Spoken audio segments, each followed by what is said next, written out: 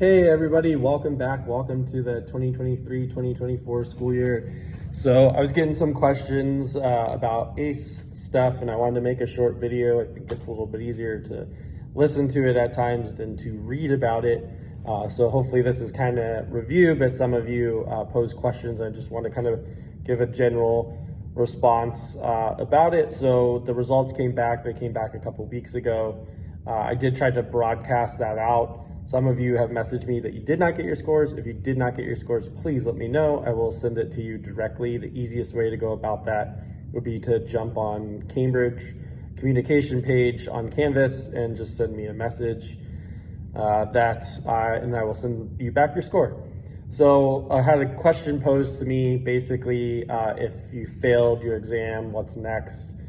And some questions about, what's the difference between the Cambridge, like passing the class and passing the exam? Okay, and the simplest, I think, answer I can give, the easiest way to think about it, is think about your Aice exams as like a totally different thing from the class.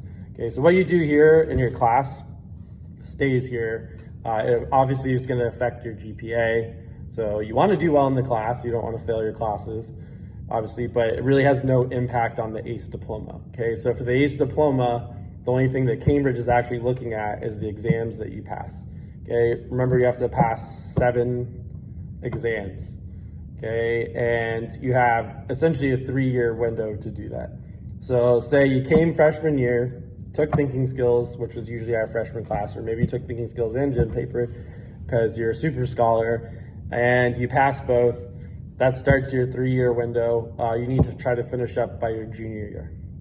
Okay, if you fail exams along the way, you can retake those exams as many times as you like up until you graduate. Okay, so 7 exams, have to pass 7 of them.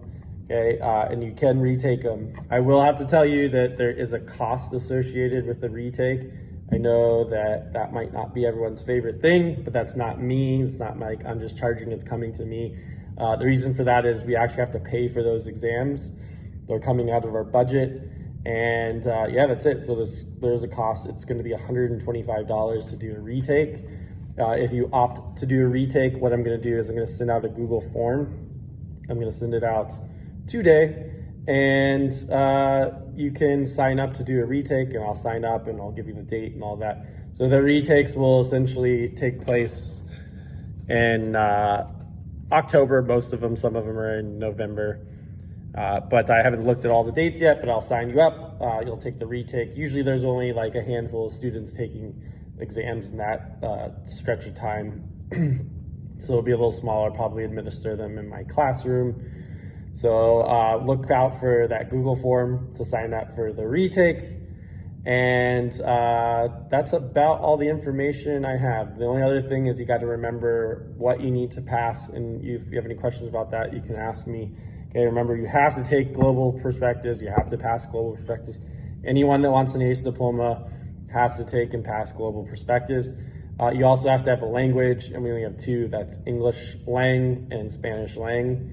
And you have to have a science, and we have 3 options there. So we have psychology, environmental, and marine. And then we have the social science. You have to pass the social science, and that is the 2 histories, US, international history, media studies.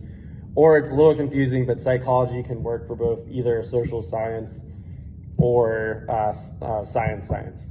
So say like you pass environmental, you pass psychology, then both those areas are covered under that scenario.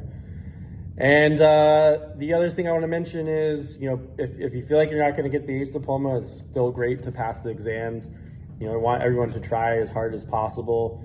Because think about it, you're getting a huge boost on your GPA, and also they're going to probably equate to a college credit. And average college class is going to cost the better part of $1,000, so it's well worth trying. And I think that's about it. If anyone else has any questions, please let me know.